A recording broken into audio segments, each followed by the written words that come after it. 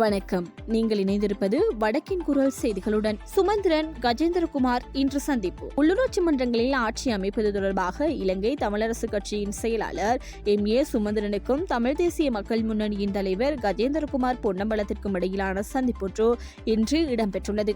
கடந்த உள்ளூராட்சி மன்ற தேர்தலில் அதிகளவான வாக்குகளை பெற்ற கட்சிகளுக்கு தவிசாளர் பதவி வகிப்பதற்கான ஆதரவினை ஏனைய கட்சிகள் வழங்க வேண்டும் என்ற கோட்பாட்டினை இலங்கை தமிழரசு கட்சியின் செயலாளர் எம்.ஏ. சுமந்திரன் ஏற்கனவே தெரிவித்தார். இதன் அடிப்படையில் எம்.ஏ. சுமந்திரனின் அதே கருத்திற்கு அமைவான கருத்தொன்றினை தமிழ் தேசிய மக்கள் முன்னணியின் தலைவர் கஜேந்திரகுமார் பொன்னம்பலம் அண்மையில் தெரிவித்திருந்தார். இதற்கு மேலதிகமாக எம்.ஏ. சுமந்திரன் உள்ளூராட்சி மன்ற தேர்தலில் அதிக வாக்குகளை பெற்ற கட்சிக்கு அடுத்ததாக கணிசமான வாக்குகளை பெற்ற கட்சி உபதவிசாளர் பதவியை வகிக்க முடியும் என்ற கோட்பாட்டினையும் குறிப்பிட்டிருந்தார்.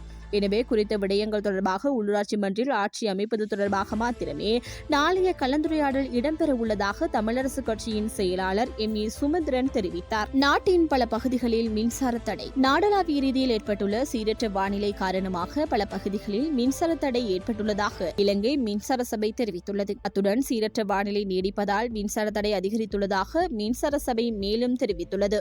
உங்களது பகுதிகளில் மின்சார தடை ஏற்பட்டால் CEB கேர் மொபைல் செயலி மூலமாகவோ அல்லது 1987 என்ற அவசர தொலைபேசி இலக்கத்திற்கோ அழைப்பை ஏற்படுத்தி தகவல் வழங்குமாறு இலங்கை மின்சார சபை பொதுமக்களிடம் வேண்டுகோள் விடுத்துள்ளது. யோசித்த ராஜபக்சவுக்கு எதிரான வழக்கு நீதிமன்றம் பிறப்பித்துள்ள உத்தரவு.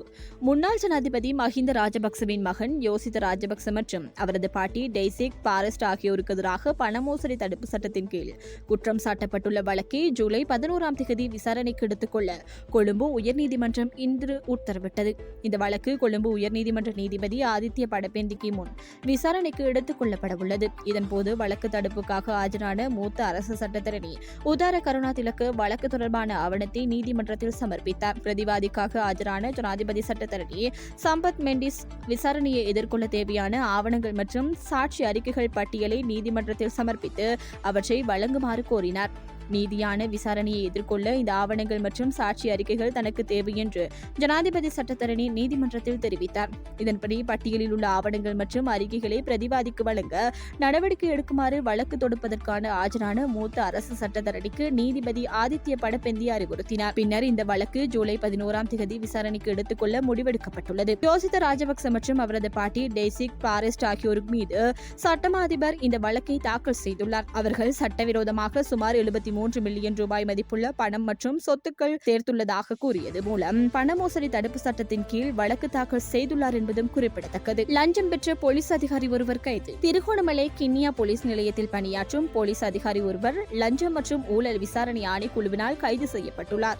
17 வயது சிறுவன் ஒருவன் சாரதி அனுமதி பத்திரமின்றி மோட்டார் சைக்கிள் ஓட்டியமைக்கு எதிராக சட்ட நடவடிக்கை எடுக்காமல் இருக்க 10,000 ரூபாய் லஞ்சமாக கோரியுள்ளதாக அவருக்கு எதிராக குற்றம் சுமத்தப்பட்டுள்ளது. இது தொடர்பாக தொடர்புடைய தரப்பினர் லஞ்ச ஆணைக்குழுவுக்கு தகவல் தெரிவித்ததை அடுத்து இந்த கைது நடவடிக்கை மேற்கொள்ளப்பட்டது. சந்தேக நபர் திருகோணமலை நீதிமன்றத்தில் ஆஜர்படுத்தப்பட்ட பின்னர் அடுத்த மாதம் 9ஆம் தேதி வரை விளக்கமறியலில் வைக்கப்பட்டுள்ளார். சட்டவிரோதமாக மணல் அகழ்வு. நேரில் சென்று பார்வையிட்ட அமைச்சர் சந்திரசேகர். கிளிநொச்சி மாவட்டத்தின் குஞ்சிப்பரந்தன் முதல் குடக்குருட்டி வரையான கரையோர பகுதிகளில் சட்டவிரோத மணல் அகழ்வுகள் மேற்கொள்ளப்பட்டு வரும் இடங்களை கடற்தொழில் மற்றும் நீரியல் கடல் வளங்கள் அமைச்சர் லாமலிங்கம் சந்திரசேகரன் இன்று பார்வையிட்டார். கிளிநொச்சி, கரைச்சி, பச்சிலைப்பள்ளி, பூநகரி ஆகிய பகுதிகளுக்குட்பட்ட பல்வேறு பிரதேசங்களிலும் சட்டவிரோதமான முறையில் மணல் அகழ்வுகள் தொடர்ந்து முன்னெடுக்கப்பட்டு வருகின்றன என பொதுமக்கள் பொது அமைப்புகளால் அமைச்சருக்கு முறைப்பாடு செய்யப்பட்டிருந்தது. இதனால் பெருமளவான வயல் நிலங்கள், நீர்ப்பாசன கட்டுமானங்கள் என்பன சேதமடைந்து வருகின்றன எனவும் அவர்கள் தெரிவித்தனர். இந்நிலையிலேயே அன்று பூநகரி பிரதேசத்துக்குட்பட்ட குஞ்சிப்பரந்தன் முதல் குடக்குருட்டி வரை மணல் அகழ்வது தொடர்பில் சம்பவ இடத்திற்கு சென்று நிலைமைகளை பார்வையிட்டதுடன் இது தொடர்பான சம்பந்தப்பட்ட அதிகாரிகளிடம் தெரிவித்து சட்ட நடவடிக்கை எடுப்பதாகவும் அமைச்சர் இதன்போது தெரிவித்தார். இதன்போது பாராளுமன்ற உறுப்பினர் இளங்ககுமாரனும் உடனிருந்தார் என்பது குறிப்பிடத்தக்கது. இத்துடன் வடக்கின் குரல் செய்திகள் நிறைவுக்கு வருகின்றது. தொடர்ந்தும் வடக்கின் குரல் செய்திகளுடன் இணைந்திருங்கள். வணக்கம்.